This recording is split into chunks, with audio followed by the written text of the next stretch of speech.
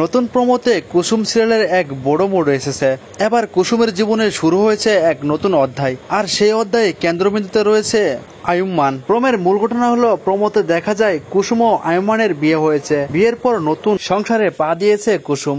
একেবারে সাদামাতা সাজে, মাথায় ঘুমটা টেনে শাশুড়ির বাড়িতে ঢুকছে কুসুম। পেছনে দাঁড়িয়ে রয়েছে আয়ুমান, মুখে রহস্যময় এক অভিব্যক্তি। আয়ুমান কুসুমকে পাশে দাঁড় করিয়ে বলেছে, এই মেয়েটি আমার স্ত্রী, আমি চাই না তাকে কেউ ছোট করে দেখুক।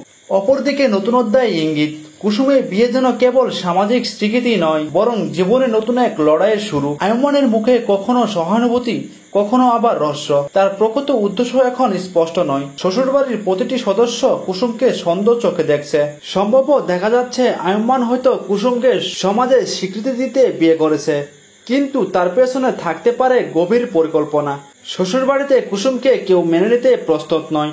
কুসুম কি পারবে নিজের অবস্থান তৈরি করতে? তো কমেন্ট বক্সে কমেন্ট করে জানিয়ে দিন।